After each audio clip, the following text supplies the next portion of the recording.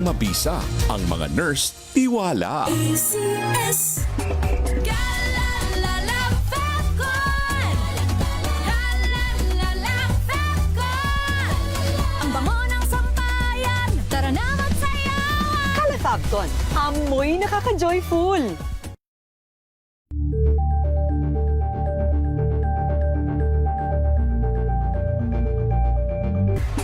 Kalalala Falcon Kalalala Falcon Ang bango ng sampayan, tara na magsayawan. Kalafabcon, amoy nakaka-joyful.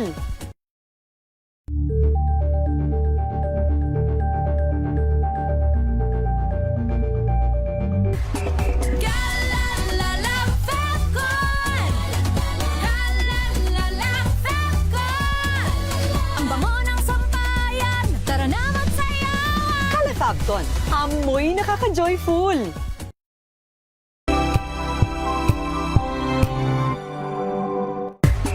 Kalalala Falcon Kalalala Falcon Ang bango ng sampayan, tara na magsayawan. Kalafabcon, amoy nakaka-joyful.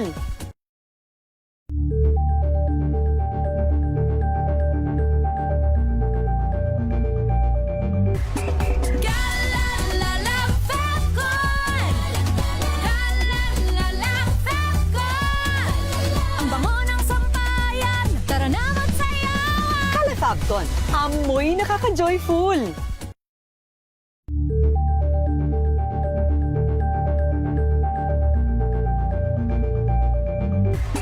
Kalalala Falcon Kalalala Falcon Ang bango ng sampayan, tara na magsayawan. Kalafabcon, amoy nakaka-joyful.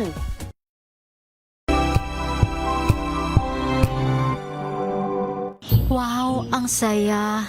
Isang barangay na labada, puro mancha pa. Goodbye, pahinga. Mommy, isang laba lang yan sa Pride Bar Blue.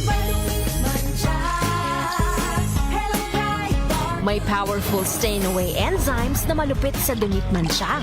At di masakit sa kamay. Isang laban lang yan. Hello, pahinga. Hello, Pride Bar Blue. ACS Tanggaling-galing mo Smart dishwashing paste ko Pritong ulam na masebo Plato ng kaldero Tanggaling for everyday Ganyan, pag smart ang dishwashing paste, may double tanggaling formula. Tanggal ang sebo, tanggal ang bakterya. Pahit para walang bahid Linis fantastic sa metal at plastic Number one ko to Tanggaling-galing mo Smart dishwashing paste ACS Sa lahat ng bagay, simula pa lang, siguraduhing max protection na. Kasi pag kulang ang proteksyon, baka madaling masira. Sa ngipin, dapat may max protection din. Max sa alaga ng Unique Toothpaste. With Max Protect Formula, help stop cavities before they start, while keeping breath fresh.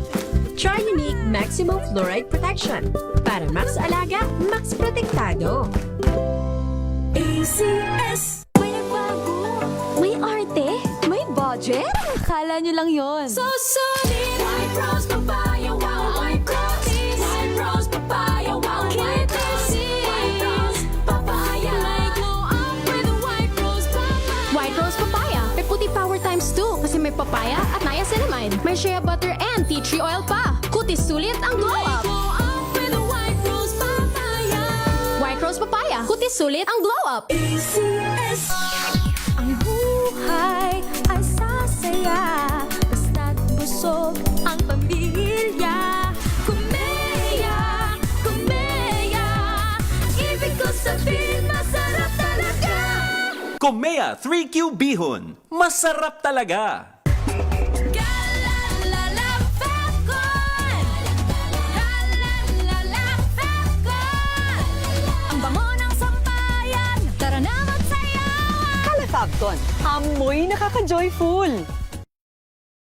Hola a todos! Saludos de Madrid, España. Ako nga pala si Hilal Baracin, 45 years old, isang negosyante at ito ang aking kwentong MX3.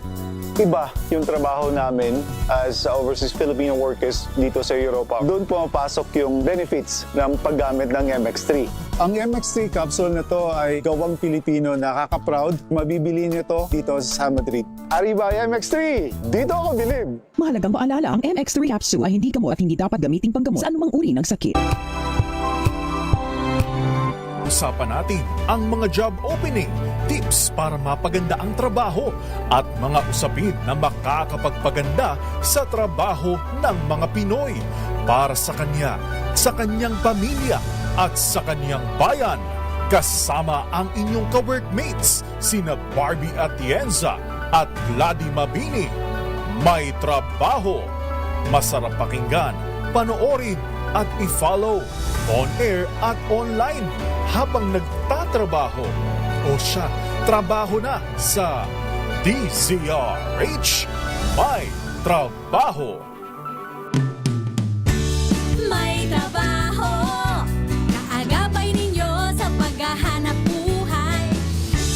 May trabaho, kaagapay din sa pananagumpay. Kami sumasaludo sa inyong talino, tiyaga at galing.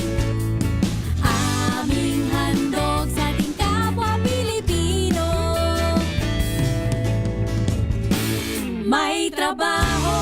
Ay, magandang hapon po sa inyo. Nagbabalik yung programa ninyo tuwing linggo ng hapon. Ito po ang May Trabaho dito po sa DZRH. Una sa Pilipinas, una sa Pilipino. Ako po ang inyong workmate, Barbie Atienza, natitimon mula rito sa ating himpilan.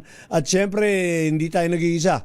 Kasama natin, isang partner natin, ang ating partner, na kahit medyo may kalayuan, talaga na tuloy-tuloy ang ating paghahatid ng ating programa sa ating mga taga-subaybay. Magandang hapon sa iyo, partner, Gladys Mabini. Pards!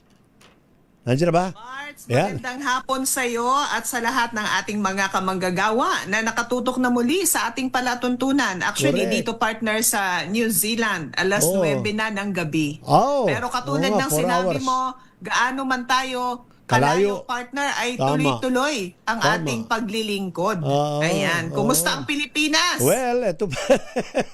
Talagang medyo matagal ka na nawawala. Marami nangyayari dito. Bukas, mag-uumpisa na ang, ano ba tawag doon? Next chapter nung ating impeachment trial drama dyan sa Senado. At nakalipas ang linggo, 3 araw, 3 kalahating araw nagkaroon ng pagdidinig. At maraming napag-usapan, maraming tinalakay, pero maganda. Ano daw yan showcase ng mga legal talent, tagisan ng galing sa larangan ng batas. Maganda rin panoorin. Kaabang-abang, subaybay. partner. Kaabang-abang, ano? Educational parts, talagang madami ka matututunan.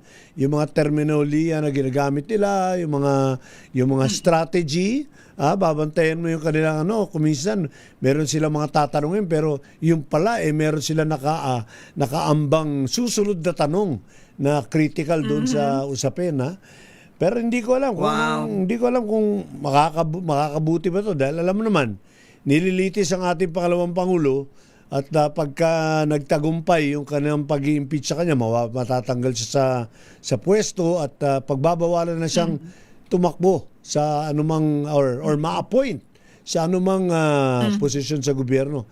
Alam naman natin na talagang sa ngayon siya yung front runner para sa pagkapangulo sa 2028. So ano mangyayari? Pag na-impeach, tapos na ba yun? Or, baka mumalma naman yung kanyang mga supporter. Pag hindi naman na-impeach, ibig sabihin maron, tuloy-tuloy na at hanggang 2028, appointment to destiny na ba siya noon? Yun ang Yan ang ating aabangan, partner.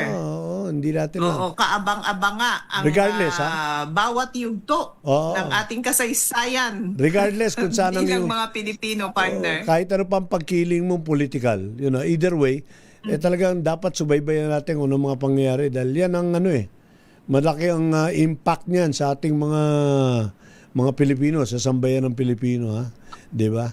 At tapos dito rin ang nakaamba na ilang linggo nagbababa ang presyo ng gasolina at diesel. Mukhang ngayon ang warning mukhang sa Martes tataas ulit. Bibuelta na naman. Magtataas daw. Hanggang 5 piso. Ha? Hanggang Andyan na 5 naman piso tayo, pabalik. partner. Oo, hindi na tumigil. At, ang saya-saya rito, Pards. Sabi ng Meralco, magtataas daw ngayong Hunyo yung kanilang singil sa kuryente. Ay, naku. Ulit? Alam mo, Pards, may kikwento ko sa'yo. Ha? Ito predicament ko dyan. Noong isang buwan, alam mo naman, di ba, nagsalisiyan tayo, papunta ka dyan sa New Zealand, pumunta naman ako ng Australia at pabalik na ako yung papunta ka dyan. Kalahating buwan ako doon sa Sydney at sa Melbourne.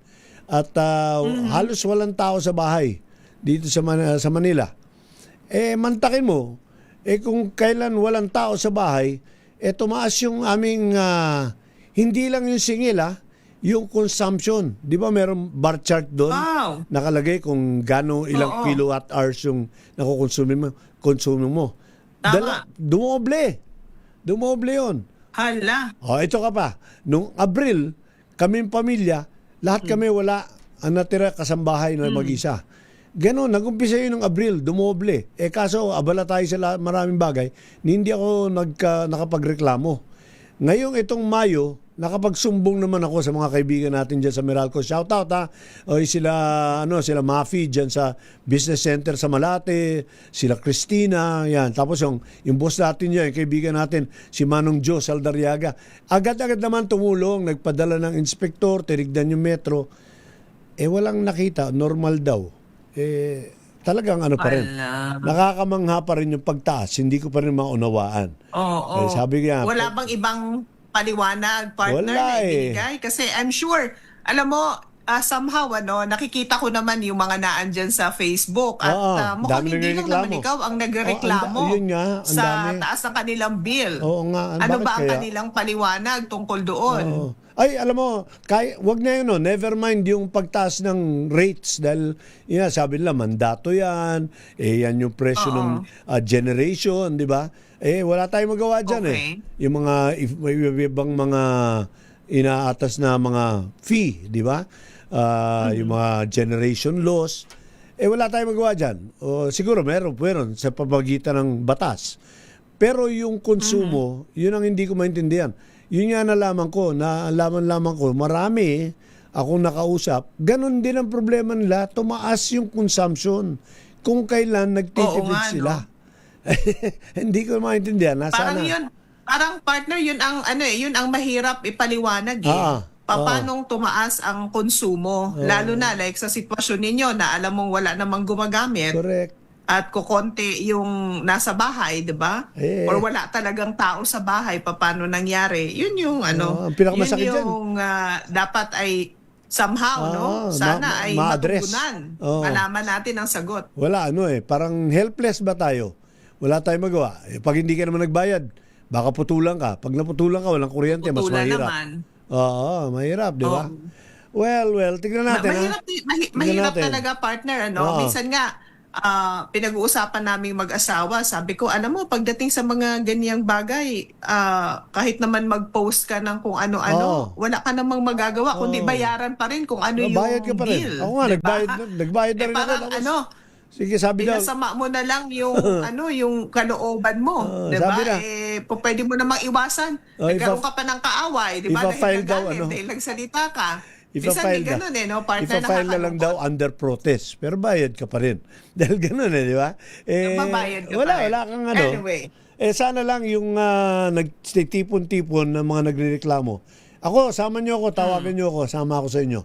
Sana magkaroon ng effect yung ating pagsasama-samang tinig na boses ng pagrereklamo. Hindi naman tayo mag-aalsa, magrereklamo lang. Kasi doon sa wala tayong magawa, nga na lang tayo, hindi ba? Kawawa naman tayo. Huwag naman sana. Anyway, partner, sa lahat ng ating mga kamanggagawa na nakatutok sa atin ngayon, magandang hapon po sa inyong lahat. At maraming salamat na muli sa inyong pagpili na kami ang makasama ninyo ngayong Sunday na ito. Alam nyo naman, ang program natin, 1 hour a week, di ba? Every Sunday. Pero kami ni partner, talagang ginagawa namin ang aming pwedeng gawin para hindi ito ma-miss. Tama. Di ba? Kaya Partner, Oo. alam mo, ngayong hapon ay meron tayong makakapanayam mula dito sa New Zealand. Ay, galing. Kung hindi ako nagkakamali, nasa Auckland sila. Mga Pinoy ngayon, yan. nasa Auckland Oo. sila. Oo. At makakapiling natin dito sa Ay, maganda. ating program, siguro. Maganda. Kasi tatanungin ko nga Oo, sana sa'yo, Pards, ang yung obserbasyon tungkol sa mga Pilipino dyan, di ba? Mga kamusta ang buhay nila, paano ba sila nakarating dyan. Ang gandang usisahin yan eh. Dahil yung mga interesado Magandang usisain. Oo. Tama yan, partner. At yan ang itatanong natin sa ating makakapanayam today. Magandang i-welcome na natin siya dito sa ating program bago Sige, tayo sige. mag-commercial break para somehow, di ba, may idea na ang ating mga kamanggagawa kung sino ang ating makakapanayam. Game. Ngayong hapon na ito, partner. Isa siyang secondary school teacher dito sa New Zealand. I-welcome natin si Teacher Rosel Angela Raynon Baswell. Yan, Teacher Teacher Rosel. Rosel, hello. Magandang hapon sa iyo. Magandang hapon po sa inyong lahat, Ayun. lalo na po sa mga tagapakinig natin ng DZRH dyan sa Pinas. Magandang hapon po. Magandang hapon sa iyo, Ayan. Teacher Rosel. At welcome to the show. Para mukha kang New Zealander. Para na siyang local partner, ano? Para na siyang local ng New Zealand. Oo nga. Para oo na nga. rin siyang Kiwi. Correct. Ayan, partner si Teacher Rosel, 3 taon na ang kanilang pamilya dito sa New dyan. Zealand. Oo. Tapos pumasok daw sila dito sa New Zealand as visitors, no? Visitor visa ang kanilang pagpunta dito. Ayun. Pero after 3 years, partner, mga residents na sila. Wow, o diba? bilis, ha? Parang Mabilis ba yun? Mabilis ba yun o normal makikurious lang? ka talaga paano nangyari. Oh. 3 years, 3 Po, years. actually, unique po yung aming story. That's faster Yung than journey normal. namin dito sa New Zealand. Opo, unique po siya kasi magbigay po ako ng background po ng aking career sa Pinas bago po kami pumunta dito. Okay. Ako po ay nagtapos na magtuturo. Sige. Yan. Ako Teacher po ay Rosel, nakapag- sa kwento mo yan sa amin. Magbe-break muna tayo. Pagbalik natin, kwento mo sa amin yan. Ha? Sige. Mamaya, babalikan natin ang pagkikwento ni Teacher Rosel. Meanwhile, mga kamanggagawa, antabayanan ninyo yan, ha? Commercial break lang tayo sandali. Oras natin sa buong kapuluan, 20 minutes after 5 in the afternoon. Magbabalik kami. Diyan lamang po kayo. Ang oras na yan ay hatid sa inyo ng Mura lang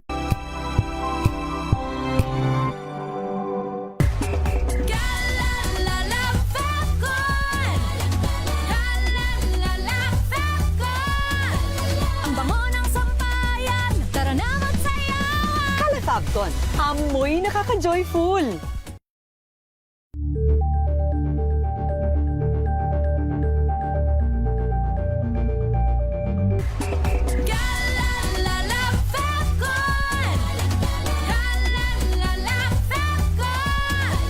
Ang bango ng sampayan, tara na magsayawan. Kalafabcon, amoy nakaka-joyful.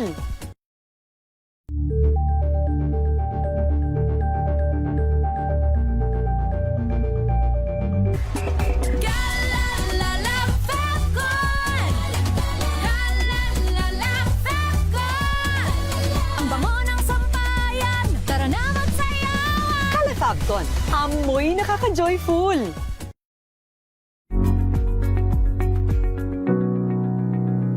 This portion is brought to you by HCS Manufacturing Corporation, ISO certified, maker of world-class quality Pride detergent.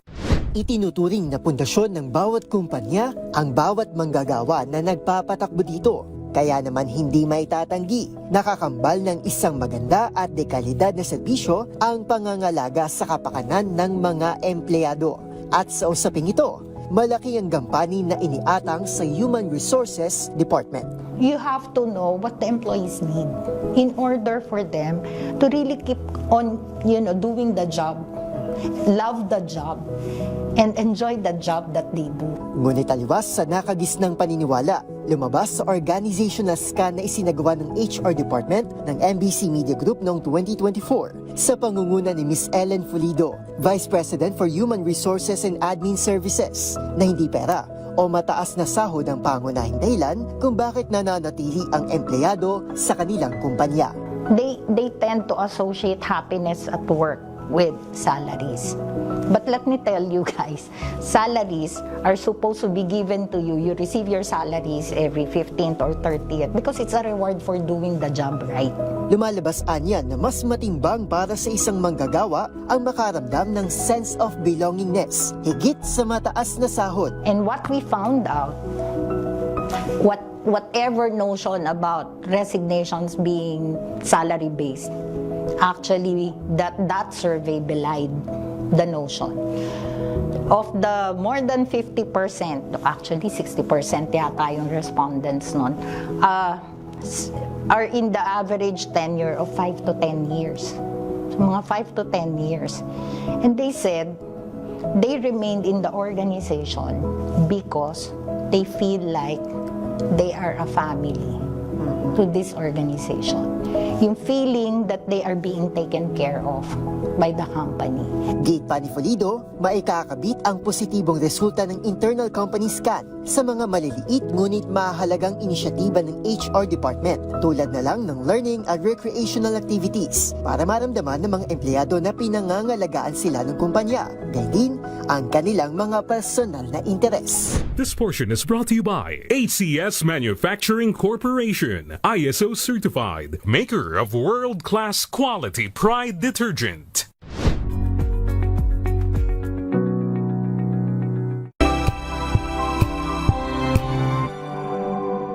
Hello, Washi! Laundry day na naman! Yay! Anong meron? Mancha ng chocolate, putik, may libag pa! Kaya natin yan! With Pride Washing Machine Detergent, may triple stain-away formula.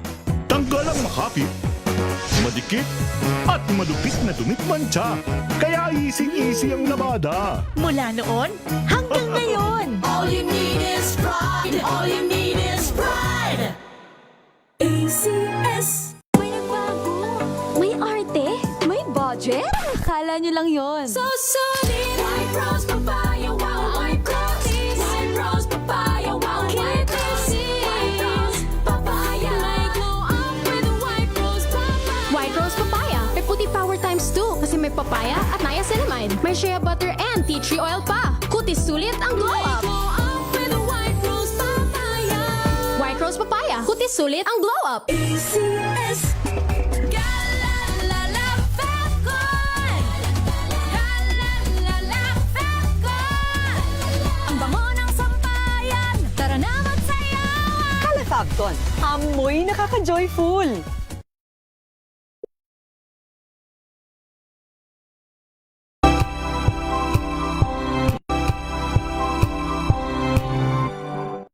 Yung programa mula dyan sa New Zealand, kung nasaan ka, nakikinig si Gary Galvez. Good afternoon or good evening na pala. Good evening na sa inyo, no? Ito si Joshua Buendia, bumabati ng 40th or 44th anniversary at congratulations sa nag-iisang #1 tabloid newspaper sa Pilipinas. Ito yung Tempo, Philippine News in a Flash, sister publication ng Manila Bulletin.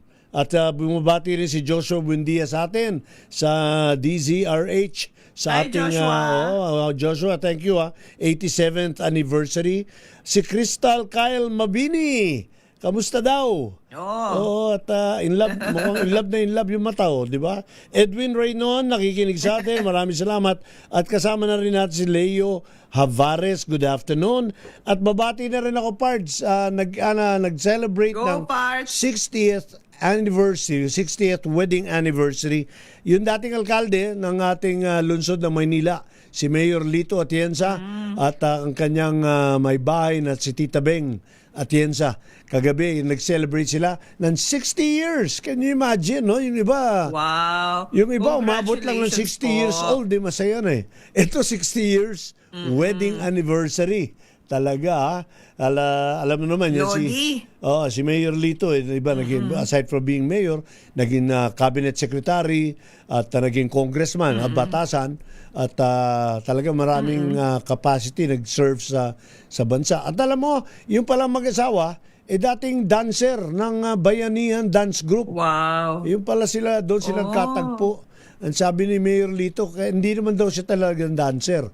Pero nakita raw niya yung si Tita Beng sa bayanihan, sumali siya para lang makilala. Happy Naging anniversary po. motivation niya pala. O siyempre, yung anak nila. Natutuloy si Sir mag-dance. Yung anak nila, sila Kuya Kim Atienza, si Yusek Ali Atienza ng Agriculture, si Vice Mayor Chi Atienza ngayon ng lungsod ng Maynila. At tapos marami silang anak, maraming ampon. Halos 1,000 daw yung kanilang ampon. Kasi meron silang charity orphanage, parang house na para sa mga ulila. Yung home for the angels. Mga 1,000 na raw yung naging ampon nila doon. Kaya mabuhay po kayo. All the best for the rest of your years. God bless you always. Mayor Lito Atienza God bless po. and Tita Beng. Yan, 60 years. Ayan. Okay, partner. Oo nga, balikan na natin ang ating makakapanayam today kasi nagsimula na siyang magkwento sa atin, partner. Si Teacher Rosel Angela Reynon Baswell. Ayan, patuloy na nasa linya natin. So, pumasok sila sa New Zealand. Hawak ang visitor's visa pero after 3 years, partner, siya at ang kanyang pamilya ay residents na. Mabilis yun. Paano nga ba nangyari? May sinasabi kanina, partner, si Teacher Rosel. Yes, oo. Teacher Rosel, go ahead po. Opo, nung una po kaming pumunta dito, visitor's visa po ang aming status. Pero nung bago kami pumunta dito, Ate Gladys, hindi talaga, dahil visitor's visa kami, yung mindset namin is gusto lang namin i-explore before kami mag-continue dun sa journey namin na tumira dito. Kasi yung background ko kasi is teaching talaga. Nagturo ako sa Pilipinas for 3 years and after teaching for 3 years, nagtrabaho ako as a playgroup facilitator sa Pilipinas din. And then, nag-venture ako to a different industry which was marketing. So, ano yung for playgroup? 7 years, nasa field ako ng advertising po and marketing. Opo, tapos noong 2021, di ba po, nagkaroon ng pandemic. So, nag-decide kami after naming kinasal, after po akong kinasal, at saka nagkaroon ng baby, nag-isip-isip kami kung time na ba para ituloy namin yung dream namin na makapanirahan sa ibang bansa. Ayun na talagang gusto nyo. Nakapag-travel, nakapag-travel din po kami. So parang yung pangarap namin na makatira sa ibang bansa, maliit pa lang po. Parang hindi pa siya talaga concrete yung plano namin. Pero after ko nga po mga anak, doon kami nag-isip-isip, baka ito na yung time para masubukan natin talaga, makita natin. Pero hindi pa kami fully talaga decided po. So may mga options kami, mag-Australia, mag-Canada, pero napili namin yung New Zealand kasi nga isang reason is meron po kaming support system dito. Nandito po yung family ng aking husband. Okay. Yun. So inisip namin na kung pupunta kami sa ibang bansa at meron po akong maliit na baby, 10 months old pa lang po yung anak ko noon. Mahirap. Kailangan namin ng strong support system. Okay. So nag-apply po kami ng visitor visa. So malaking factor yun. For 6 months. Malaking factor yun na meron support system. Pero nung bagong salta kayo sa New Zealand, hindi pa rin kayo decided kung diyan kayo mag-settle o hindi. Nakirandam muna kayo. Ganun ba? Opo. Okay. Opo. Kailan kayo nag-decide? Gusto po namin Opo. Yan, after nung nag-grant po kami ng 6 months visitor visa, nung ika-3rd month na po, yung visitor's visa po kasi meron siyang pwede ka po maghanap ng work.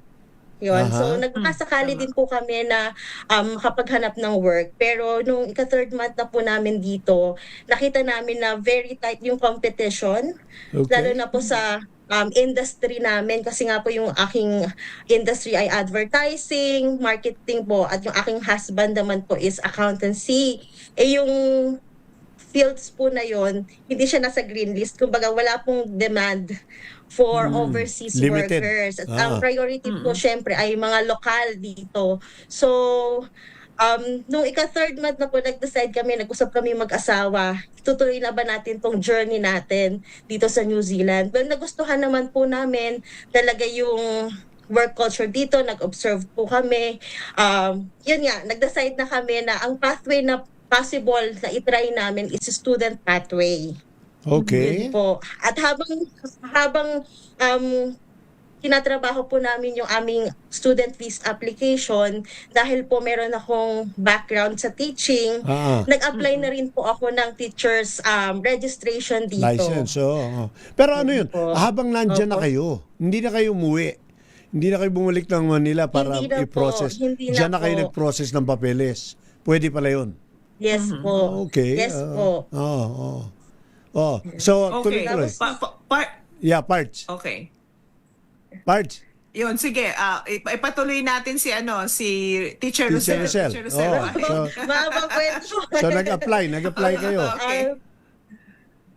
So after po noon, dahil 3 years lang po yung aking teaching experience sa Pinas, ang requirement po kasi dito bago po mabigyan ng license na makapagturo is kailangan meron kang recent teaching experience for 5 years. Mapalad po ako nung nag-apply po ako ng Teaching Council registration. Sabi nila, wala akong recent teaching experience kasi nga po mas matagal ako sa advertising. Nag-apply po ako ng Teacher Refresh Program. Yung Teachers Refresh Program po dito sa New Zealand, binibigay nila yon sa local or overseas na nandito na po sa New Zealand, overseas trained teachers na nandito sa New Zealand na refresher program po siya for 3 months. Yun. So, Okay. yung first month ko po is online study, then second month ko po is face-to-face, and then yung third month ko po, nag-practicum ako.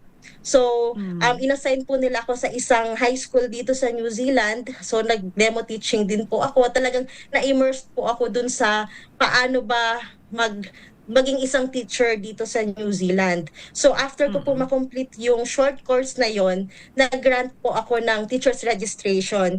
Just in time po na magsa-start na po ako sa aking student visa kasi nag-grant na rin po yung aking student visa kasama yung aking family, kasama po yung aking asawa at yung aking pong anak. So, nakapag-ano na po ako, na-grant na po yung aking student visa application, yung work visa po ng aking husband. At dahil po yung master's program ko po, ang napili ko pong course is Master of Applied Innovation. It's a research-based po na master's. Nabigyan po ako ng full working rights. Kaya po nakapag-apply ako ng teaching position dito sa New Zealand. Tapos unexpected po namin, ang prior po to that, ang pathway po ng teachers is work to residency. Ibig sabihin po, 2 years po kailangan mo maging yung work experience bago ka makapag-apply ng residency. Nagkaroon po ng news na straight to residency na siya. Wow. So, nung makuha po yung full teaching position, nag-apply na po ako ng Halos sabay na yun. residency. Permanent residency. Kaya nag-grant po. Opo. PR. Ang bilis, partner, ano? Oo, ang galing nga Hanggang ngayon ba? Oo, Ganun pa rin. Hanggang ngayon ba ay ganun pa rin, Teacher Rosel?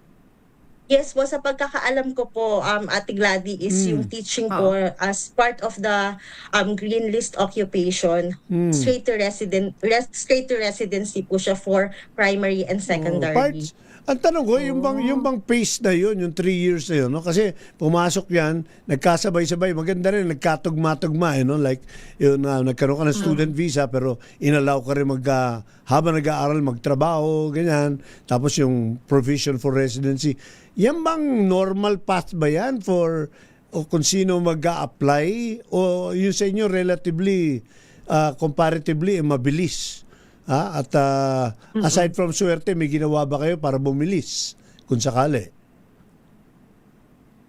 Actually po is yung guidelines po at requirements for residency ay same po siya para sa lahat. Yun ang ganun. Nagkataon lang po na nagkaroon ng changes dun sa rules po ng pag-a-apply ng residency para po dun sa aking trabaho, sa akin pong teaching experience. Okay. Pero kung hindi po, ang magiging pathway ko po sana is after masters, magkakaroon po ako ng postgraduate visa for 3 years, 2 to 3 years po. And then, after ko makapag-gain ng work experience, saka po ako pwede mag-apply ng residency. Kung baga, So, napadali po. Kung hindi Dahil may demand po talaga ng mga teachers dito. Kung hindi nagkatugma, medyo tatagal pa ng konti, no? Ang curious ako dyan, parts yung, kamusta yung gastos?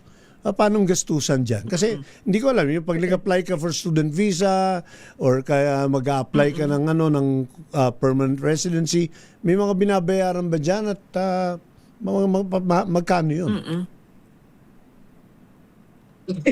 Yes po, definitely po. Isa yun sa mga preparation po na talagang kailangan is yung financial readiness. Kasi hindi rin po biro talaga na mag-aral dito. Lalo na po sa course ko po, which is Master of Applied Innovation, Master siya. So, kinailangan po talaga namin ng malaking halaga para po makapag-aral po ako.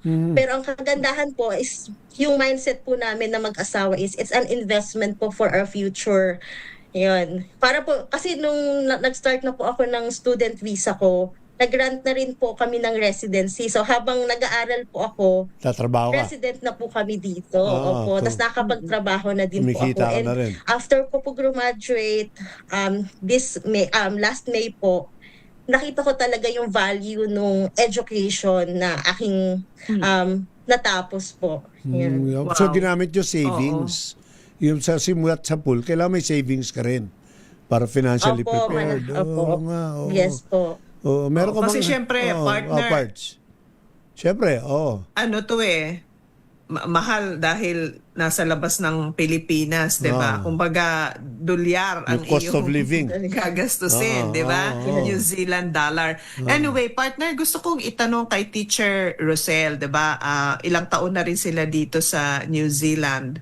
Tas ano yung expectation ninyo bago kayo pumunta dito? Tapos nung nandito na kayo, na-realize ninyo na ay, parang mali pala expectation namin. May mga ganun ba kayong may disappointment moments? ba? At ano yun?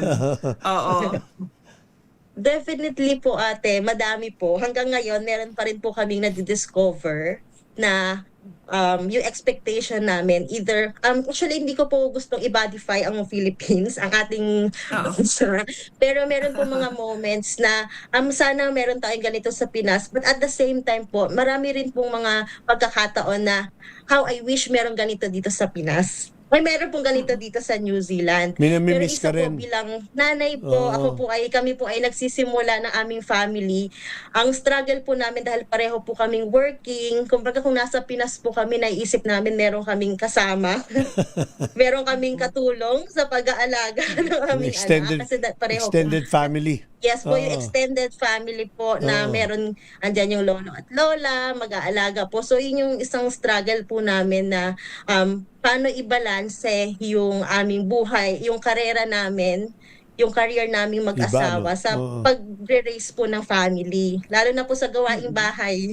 Although sabi mo nga kanina, malaking challenge namin. Although sabi mo kanina sa simula, meron ka ng support system dahil meron kayong Filipino community, mga friends, relatives, pero hindi, iba pa rin yung kultura dito, no, na yung extended family, meaning yun nga, pwede mong iwan sa, hindi lang sa lola at lola, pati nga sa tito-tita, di ba? Iniiwan yung mga bata, di ba? Pagka magtatrabaho. Okay, meron pa bang ibang na-miss dyan sa New Zealand na sana may ganito rin dito, guys, sa Pilipinas? Isa po sa mga adjustment ko, dahil po yung previous work ko po sa Pinas is advertising siya. So very fast-paced po.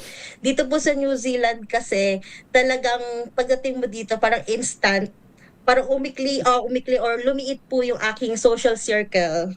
Yun. So isa po yun sa mga adjustment na mapifeel mo isolated ka. So conscious effort po talaga yung makipag-connect. Hindi lang dun sa mga kaibigan natin sa Pinas, pero at the same time dito po. So you really have to connect and find your community. Okay. Pero di ba that was made easier by social media?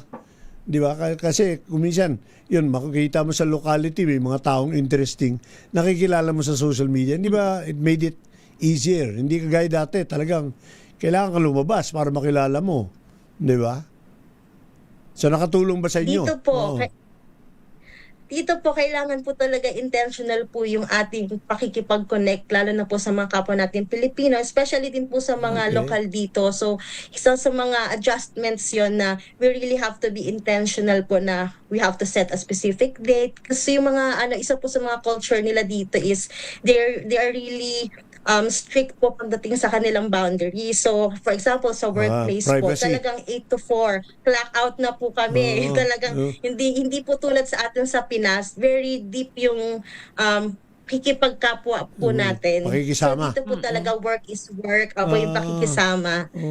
Pero nakita ko, yung sa nami-miss ko talaga pero sa pansin ko, Pinas. nakita ko sa Facebook, ang dami mo kagad kaibigan dyan no? Sa New Zealand. Hindi ba? Popular kagad to si partner Gladys dyan Okay. Madami. At nagpapasalamat ako kay Lord, di ba? Dahil binigyan tayo ng maraming kaibigan na kaagad dito sa New Zealand, partner. I'm so happy. Anyway, alam mo, gusto kong itanong kay Teacher Rosel kasi binanggit niya, di ba, na heto na residents na sila dito sa New Zealand. Yung bang bukod sa pagbabago ng visa status ninyo from visitors tapos ngayon ay mga residente na, ano ang ibig sabihin para sa pamilya mo na residents na kayo dito? Siguro po ate Gladys yung stability. Kasi kapag student visa ka, at saka pag yung status may student visa or visitor's visa for sure, is talagang feeling mo hindi ka pa part nung bansa na pinuntahan mo. So yung pagiging resident namin, nagkaroon kami ng sense of stability pagdating sa paghanap ng bahay, access to healthcare, yun, and even in the workplace din po. So yung stability na alam mo na part ka na talaga nung bansa ang pinuntahan mo dito sa New Zealand, na part na talaga kami, and we really have to adapt but continuously navigate yung buhay dito. Yan po, ate. Parang yung pagkakaroon ng identity, 'di ba? Pero 'di ba, Yes, partner, po, ate. nandun pa rin yung kasi Pilipino ka by heart, 'di ba? Kaya lang yung anak mo, diyan na rin siya, dito na siya lumalaki ngayon Or sa dyan din pinanganak yung iba sa New Zealand. Oo. 'Di ba? So parang paano niya ini-explain sa kanya yung bang identity niya? Kasi Filipino tapos New Zealand citizens na para lang din, partner, 'di ba? Alam din ng mga nakikinig sa atin ngayon. Ano yung magandang Kalalakihan. paliwanag ba sa bata, like Pilipino siya pero lumalaki siya sa ibang bansa at doon siya citizen. Sige. Sa akin po yung anak ko po ngayon is 4 na taong gulang po siya ngayon. So, pinapaliwanag po namin sa kanya, una is kami po ay pinanganak sa Pilipinas, siya po ay pinanganak sa Pilipinas. Tapos dito po sa bahay namin, pag nag-usap po kami, pag kami mag-asawa po, nagtatagalog po kami. So, paunti-unti po na-adapt niya, nakaka-pick po siya ng mga Tagalog words. Importante yun, ha? And yes po. At isa po siguro maganda rin na i-share ko po sa inyo dito sa New Zealand, talaga yung acceptance din po nila and warm welcome nila sa ating kultura. So, for example po sa school na pinagtuturuan ko, very diverse po yung culture. Bilang English language learning teacher po ako, yung aking mga estudyante ay mixed po ng mga Pilipino, meron po mga refugee students, mga from Pacifica culture. So, nagkakaroon po kami ng chance talaga na ipakita at i-affirm po yung aming identity as Filipino, which is a good thing din po na na-experience din po ng aking anak. Okay. Yan. Pero maganda yan kasi kayo, Teacher Rosel, yun nga, yung pinamumuhayan ninyo, yung community, diverse, no? Dahil madaming iba't ibang culture. Pero tatanong ko sa inyong dalawa, si partner Gladys tsaka si Teacher Rosel, in general, kamusta ba naman ang acceptance ng local community, ng mga New Zealander sa mga yung mga hindi organic no, yung mga dayo tayo, yung mga iba't ibang culture, meron bang hindi naman exactly discrimination, pero meron bang diferensya ng pakikitungo sa atin ng mga locals or pareho lang, or wala ka naman nararamdaman. Pero partner, break muna daw tayo bago natin balikan yung tanong mo. Yeah, break muna. Sagutin namin yan ni Teacher Rosel sa ating pagbabalik, mga kamanggagawa. Ang oras natin, 47 minutes after 5 in the afternoon. Pero magbabalik kami. Diyan lamang po kayo. number.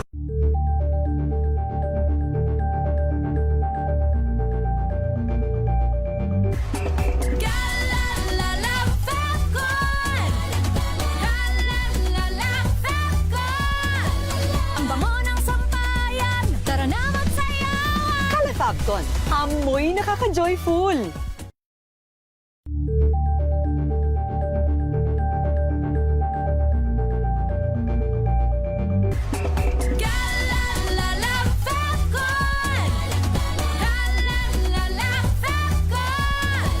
Ang bango ng sampayan, tara na magsayawan. Calefabcon, amoy nakaka-joyful.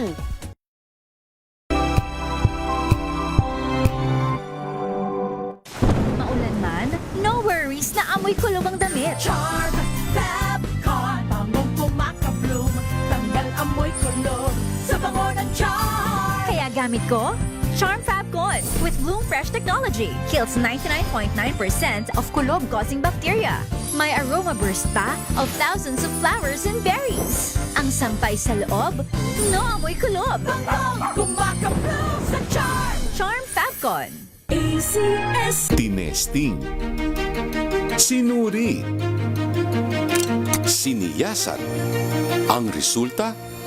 Super effective ang Shield sa pagpatay ng bakterya at virus. Shield Antibacterial Soap. Believe ang mga eksperto sa Philippine Nurses Association.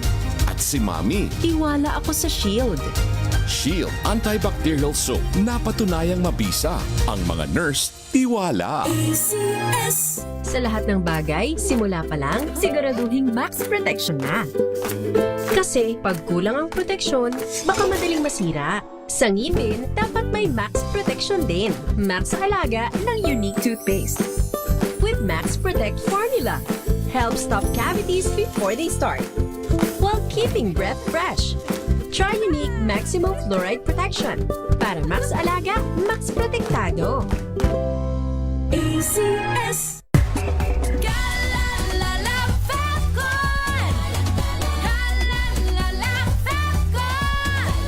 Ang bango ng sampayan, tara na magsayawan. Calefabcon, amoy nakaka-joyful.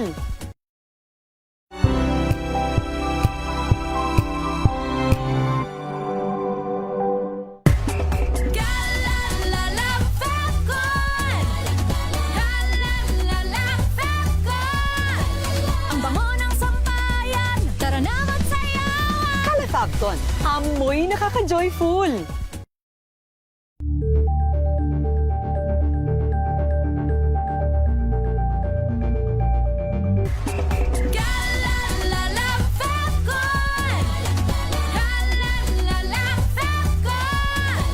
Ang bango ng sampayan, tara na magsayawan. Calefabcon, amoy nakaka-joyful.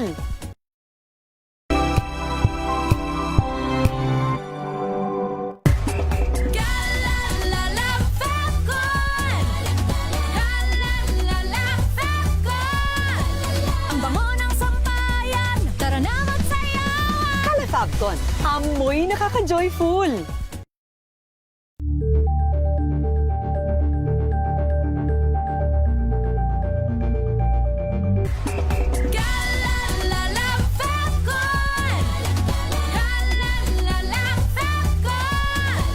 Ang bango ng sampayan, tara na magsayawan. Calefabcon, amoy nakaka-joyful.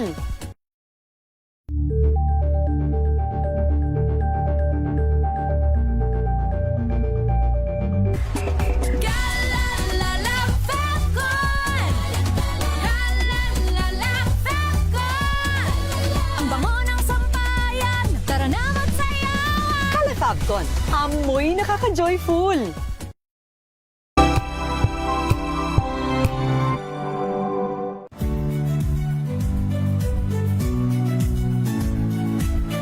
Magandang araw mga kaibigan. Ito po ang inyong balerina ng bayan, si Lisa Makuha Elizalde, na nag-aanyaya sa inyong samahan kami at ang aming mga espesyal na panauhin para sa kalahating oras ng masayang kwentuhan sa aming programang Art to Art, kung saan ang usapang sining at kultura ay para sa lahat.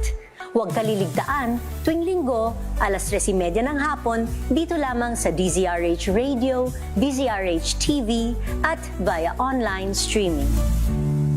Na programang Ang Galing Mo Daw. Isang kwento, iba't ibang anggulo. Muli ako po, si Art. We've got you covered. From the hottest hits, exclusive interviews, kilig to the bones fan meet experience, and hataw performances of your favorite stars. Saturdays, 12 noon, dito lang sa DZRH TV.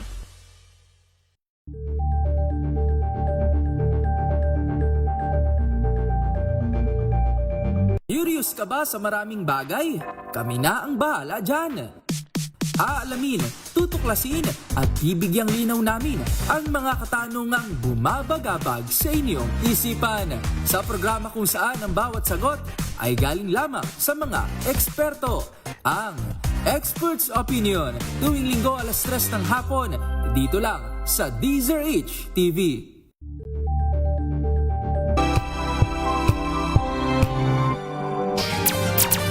5:53, dito pa rin po tayo sa May Trabaho. Shoutout po kay Leo Havares at kay Baby Ruth La Isla listening to us. Magandang hapon po. Maraming salamat. Simon Samson at ang kanyang boss na si Dada. Magandang hapon sa iyo, Mon. Kape-kape na. Mabuhay daw ang DZRH. Pards, meron ka babatiin dyan? Siyempre, partner, binabati natin ang lahat ng mga nakamonitor sa atin ngayon sa 3 himpilan ng radyo natin sa Oriental Mindoro. Partner, naka-hook up sila sa atin kapag may trabaho na. Sa lahat ng nakikinig sa 96.9 radyo natin Kalapan, hello. sa 105.3 radyo natin Pinamalayan, at 103.7 radyo natin Bungabong dyan po sa Oriental Mindoro. Magandang hapon po sa inyong lahat at maraming salamat. Ayan. Okay. Good afternoon. Balikan Partner, natin. Parts. Yes, may tanong ka kanina. Sa inyong dalawa ni Teacher Rosel. Kayo ba'y nakakaramdam dyan ng hindi naman exactly discrimination, pero meron difference ng pagtrato sa inyo ng mga local. Yun sa atin, mga Pilipino, pag pumunta dyan, may na-feel ba kayong difference ng pakitungo ng mga local New Zealanders? Ayan, unahin nating pakinggan ang sasabihin ni Teacher Rosel. Kasi siya, ilang taon na ang in-stay dito sa sa New Zealand. Ikaw Pards, ilang taon ka na? 2 buwan pa lang. Kala ko may 1 taon ka na dyan Nagtatanong na Grabe ka naman, si partner Glad. Nagtatanong na ng student visa. Herbert, bantayan mo to, Herbert. Delikado tayo dyan. Sige, Teacher Rosel.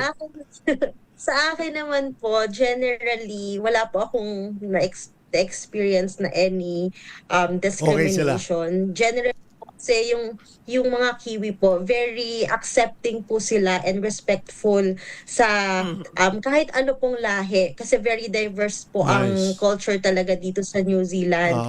Pero one thing lang po na notice ko is sa mga Pilipino, meron po talaga silang high regard sa ating mga Pilipino. Sa workplace ko po, yung aming pong principal ay naka-experience po siya magturo sa Pilipinas. Okay. Isa po siyang Tokelauan, yun. So, Pacific po, from Pacifica culture. So, lagi niya pong sinasabi na ang mga Pilipino masisipag, yan dedicated sa work. So, wala pa naman high po regard. akong naririnig. High regard po talaga ang pagtingin nila sa ating mga Pilipino dito sa New Zealand. Kasi parts kumida na-stereotype tayo. Di ba, no? Lalo na yung mga early 90s, di ba? Pag pumunta ka dito sa Southeast Asia, pagdating mo sa Hong Kong, laging mababa ang tingin ng mga tiga Hong Kong sa mga Pinoy. Pero pumunta ka naman sa Indonesia, mataas naman yung pananaw. Sa Saudi Arabia, mababa rin yung tingin sa atin. Nung araw, hindi ko alam ngayon kung nung araw. Parang nagbago na yata yung mindset na yun. So ikaw, Parts, kamusta ang experience mo dyan?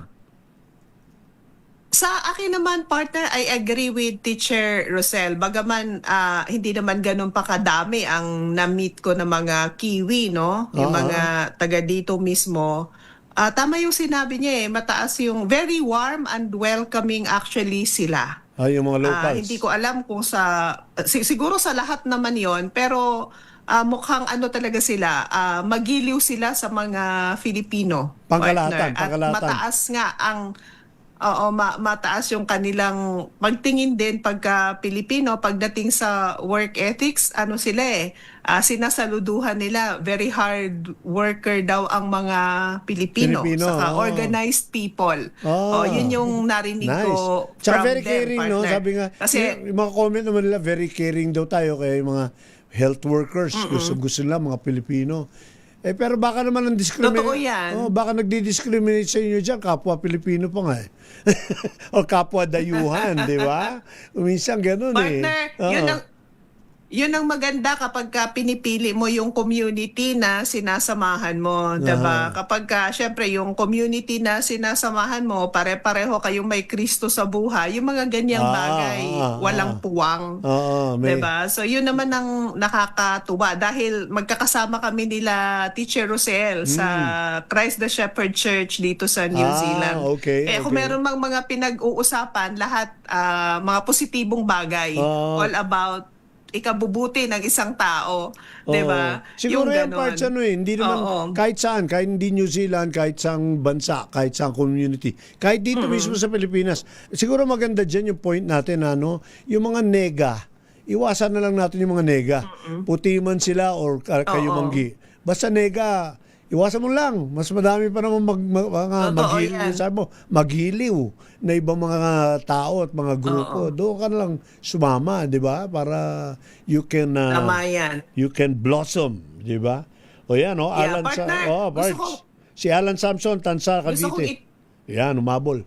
Hello, Alan. Ayan, gusto kong ito siguro yung gusto kong itanong kay Teacher Rosel kung meron siyang aral na natutunan dito sa New Zealand na hindi niya natutunan nung nasa Pilipinas siya.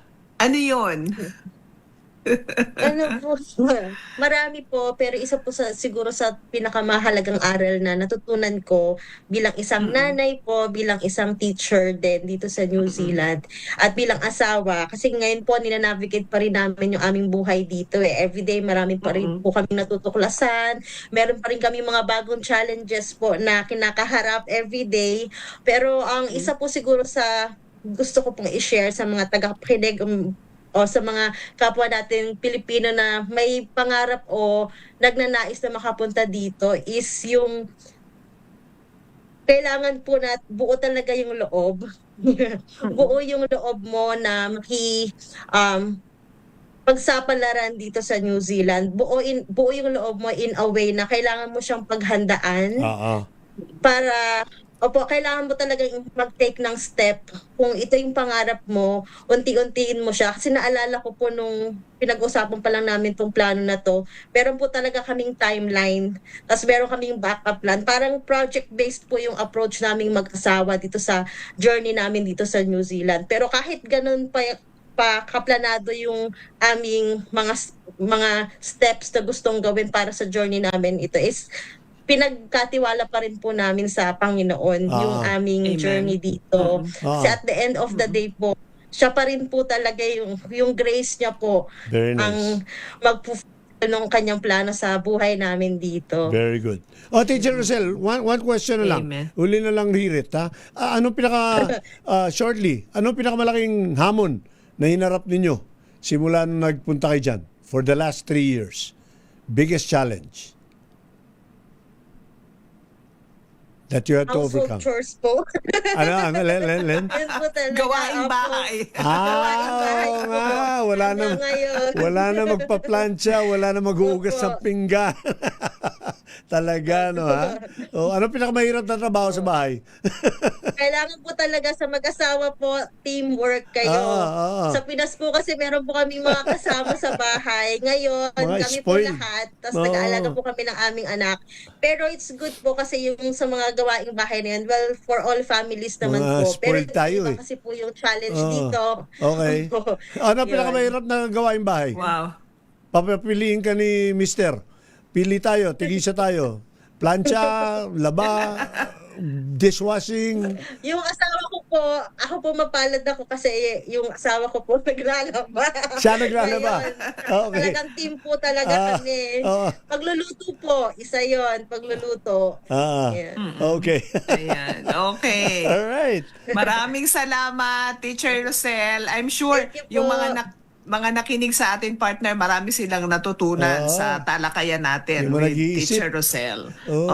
Yung mga nagpaplano mag-abroad. Hindi Yung lang mga- sa New Zealand, magma-abroad sa ibang bansa para mamuhay. Ayun, mapupulutan natin ng aral yung karanasan nila Teacher Right. Rosel. Oo. Pwede nilang balikan itong interview natin with Teacher Rosel, 'di ba? Diyan sa DZRH News na official page at sa official YouTube channel ng DZRH na andyan din ang link ng interview na to para baka makasama sa research nila, 'di ba? If they're thinking partner of New Zealand. Ayan, malaking bagay. Maraming salamat, Teacher Rosel. Thank you so much Ayan, sa Pards. panahon mo. Pag Marami kaming takeaways. Pag nag-iisip ka rin mag-settle dyan sa New Zealand, bubulungan mo ko, ha? Baka bigla na lang mabalik tao. Anyway. Sasama kita, partner. Sige. Alright. O, paalam na tayo. Alam na tayo, partner. Go ahead, Well, partner. manggagawang Pilipino nasa husay at galing mo ang tunay na tagumpay ng sambayan ng Pilipinas. Pag-ibayuin mo, magpakahusay ka ng husto. Pero sa pagsisikap mo, huwag mong kakalimutan ang manalangin. Hindi mo kakayanin ang wala ang Panginoon. Amen. Ako po ang inyong co-worker, Barbie Atienza. Hanggang sa muli, ingat and God bless you all. Maraming salamat sa lahat ng ating mga nakasama sa ating episode today, sa lahat po ng umalalay sa atin sa bahaging technical. Thank you. Gladys Mabini po mula dito sa New Zealand, patuloy na sumasaludo. Sa talino, tiyaga at galing mo, Pilipino, ito po ang May Trabaho. Hanggang sa muli, 4 na minuto makalipas sa alas 6 ng gabi. God bless everyone. Bye! Ingat! May trabaho, kaagapay ninyo sa paghahanap buhay. May trabaho, kaagapay din sa pananagumpay. Kami sumasaludo sa inyong talino, tiyaga at galing. Aming handog sa ating kapwa Pilipino. May trabaho.